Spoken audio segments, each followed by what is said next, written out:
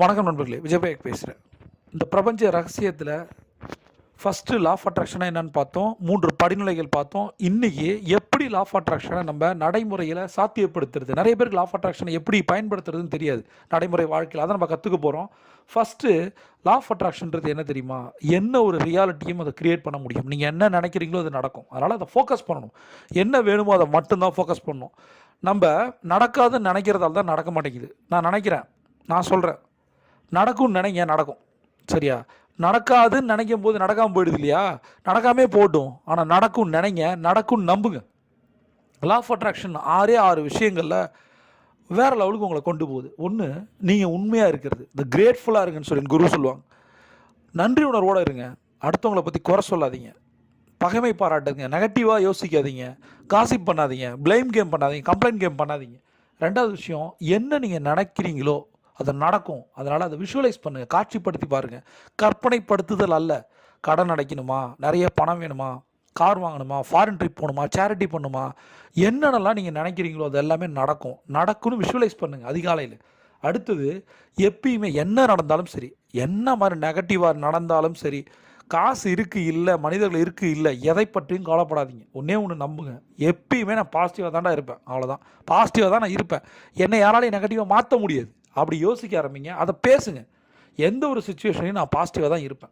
அடுத்தது, negative thinking வரும்போது அது ஏன் வருதுன்னு யோசிக்க ஆரம்பிங்க. கான்ஷியஸாக உற்று நோக்குங்க.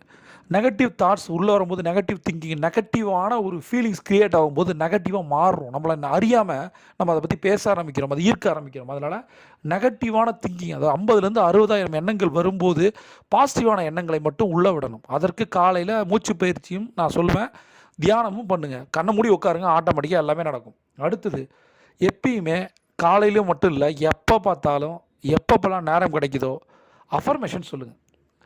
நிறைய அஃபர்மேஷன் அதிகாலை 4 மணிக்கு நான் ஃப்ரீயாக லைட் ட்ரைனிங்கில் கொடுத்துட்ருக்கேன். அதுக்கான லிங்க்கு கீழே இருக்குது. டெலகிராம் ஆப் இன்ஸ்டால் பண்ணிட்டு அந்த லிங்கை கிளிக் பண்ணிங்கன்னா டெய்லி 4 மணி கிளப்பில் நீங்கள் ஃப்ரீயாக இணையலாம். அதில் நிறைய சுயக்கட்டளைகள் நான் சொல்லித்தரேன். 10,000க்கு மேற்பட்டவங்க இதை பயனடைஞ்சிட்ருக்காங்க. அடுத்தது, என்னென்ன நெகட்டிவான விஷயங்கள் நடக்குதோ அதை ரீஃப்ரேம் பண்ணணும். எப்படி நெகட்டிவாக நடக்கும்போது ரீஃப்ரேம் பண்ணுறது, நெகட்டிவாக நடந்துட்டு போகுது, அதுலேருந்து பாசிட்டிவான விஷயத்தை மட்டும் எடுத்துக்கணும். நம்ம நிறைய தடவை ஜெயிச்சோன்னு நினச்சிருப்போம், தோற்றுருவோம்னு நினச்சிருப்போம், ஜெயிச்சிருப்போம். சில மனிதர்கள் போகும்போது நம்ம கஷ்டப்படுவோம், ஒரு பிஸ்னஸை மூடும் போது கஷ்டப்படுவோம். ஆனால் உண்மை என்ன தெரியுமா, அது நல்லது. அப்போ தான் தெரியும், அப்போ தெரியாது, அப்புறம் தான் தெரியும். இது வந்து நல்லாயிருக்கும். அது இருந்து கஷ்டப்படுறத விட, பிடிச்சி வச்சு கஷ்டப்படுறத விட விட்டுறலாம். அவங்களும் நிம்மதியாக இருப்பாங்க, நம்மளும் நிம்மதியாக இருக்கலாம். பிஸ்னஸ் அப்படி தான், லாஸ் ஆகிட்டே இருக்கும்போது அதை விட்டு ஒழிச்சு வந்துட்டோம்னு வச்சிங்களேன், அதுக்கப்புறம் அதில் ஏதாவது ஒரு பாடம் கிடைக்கும். அந்த தப்பு பண்ணாமல் திரும்ப நம்ம எல்லாத்தையுமே ஸ்டார்ட் பண்ண முடியும். அதனால் ரீஃப்ரேம் பண்ணணும், எந்த ஒரு நெகட்டிவ்லேருந்தும் பாசிட்டிவ்.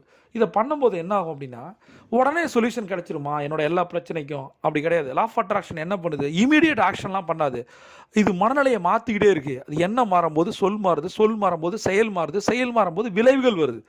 நீங்கள் எப்பயுமே ஆப்டிமிஸ்டிக்காக இருங்க. அப்படி காட்டிக்கிங்க. நீங்கள் கடனோடு இருந்தாலும் கஷ்டத்தோடு இருந்தாலும் எதை பற்றியும் அதை காட்டவே காட்டாதீங்க. வெளியில் காட்டுறதால ஒரு யூஸ் இல்லை. நான் பாசிட்டிவாக தான் இருக்கேன், இது எல்லாம் மாறும் நம்புங்க. அது ஆட்டோமேட்டிக்காக உங்கள் பாடி லாங்குவேஜை மாற்றும். திரும்ப சொல்கிறேன், இந்த 6 விஷயங்களை சரியாக பண்ணிங்கன்னா, சரியாக நீங்கள் உங்களுடைய வாழ்க்கையில் இந்த 6 விஷயத்தையும் தொடர்ந்து கடைப்பிடிச்சிங்கன்னா நீங்கள் நினச்சதெல்லாம் நடக்கும். இந்த பிரபஞ்சம் கட்டித்தில் காத்திருக்கு. நீங்கள் ஒரு சாம்பியன். சிவன் டாப்.